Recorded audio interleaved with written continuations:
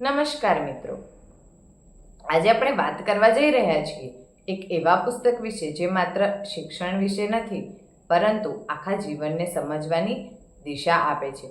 પુસ્તકનું નામ છે શિક્ષણ આચમન. આચમન શબ્દનો અર્થ થાય છે અંદરની શુદ્ધિ અને જાગૃતિ. અને આ પુસ્તક પણ એ જ વાત કરે છે કે સાચું શિક્ષણ માત્ર માહિતી મેળવવાનું સાધન નથી પરંતુ માણસના મન, વિચાર, સ્વભાવ અને જીવનને શુદ્ધ અને ઉજ્જવળ બનાવવાની પ્રક્રિયા છે. આજના સમયમાં શિક્ષણનો અર્થ માત્ર માર્ક્સ, ડિગ્રી, જોબ અને કોમ્પિટિશન સુધી સીમિત થઈ ગયો છે, જેના કારણે વિદ્યાર્થી સ્ટ્રેસ, ફિયર, કમ્પેરિઝન અને ડિપ્રેશનનો શિકાર બની રહ્યો છે. પુસ્તકને સમજવામાં આવ્યું છે કે બાળકના મગજમાં ફક્ત ઇન્ફોર્મેશન ભરવી એ શિક્ષણ નથી, પરંતુ તેની અંદર રહેલી શક્તિઓને ઓળખવી, તેના સારો માણસ બનાવવો એ જ સાચું શિક્ષણ છે.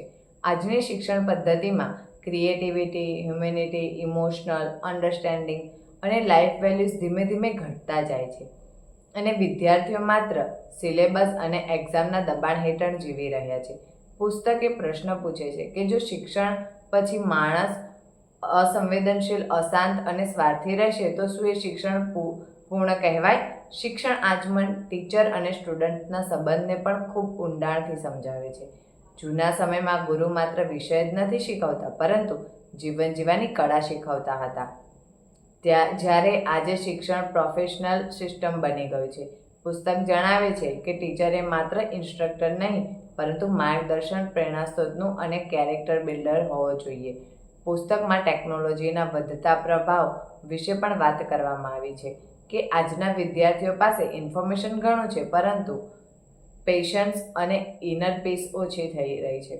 મોબાઈલ, સોશિયલ મીડિયા અને કમ્પેરિઝનના યુગમાં વિદ્યાર્થી પોતાનું સાચું સ્વરૂપ ભૂલી રહ્યો છે. પુસ્તક કહે છે કે શિક્ષણ એવું હોવું જોઈએ જે વિદ્યાર્થીને વિચારતા શીખવે, પ્રશ્ન પૂછતા શીખવે, નિર્ભય બનાવે અને જીવનમાં બેલેન્સ જાળવતા શીખવે. તેમાં વેલ્યુઝ, એજ્યુકેશન, ડિસિપ્લિન્સ, સ્પિરિચ્યુઆલિટીઝ, ક્રિએટિવિટી અને પ્રેક્ટિકલ લાઈફ સ્કિલને ખૂબ મહત્ત્વ આપવામાં આવ્યું છે. પુસ્તકનો મુખ્ય સંદેશ એ છે કે શિક્ષણના હેતુ ફક્ત કરિયર બનાવવાથી નથી પરંતુ કેરેક્ટર બનાવવાનો છે, કારણ કે ડિગ્રી માણસને સફળ બનાવી શકે છે પરંતુ વેલ્યુઝ જ માણસને મહાન બનાવે છે.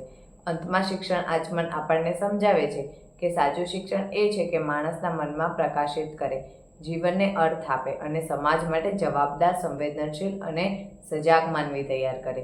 તેથી શિક્ષણને માત્ર માર્ક્સ અને જોબ સુધી સીમિત ન રાખી તેને જીવન પરિવર્તનની પ્રક્રિયા બનાવીએ. એ જ આ પુસ્તકનો સાચો રસ અને હેતુ છે.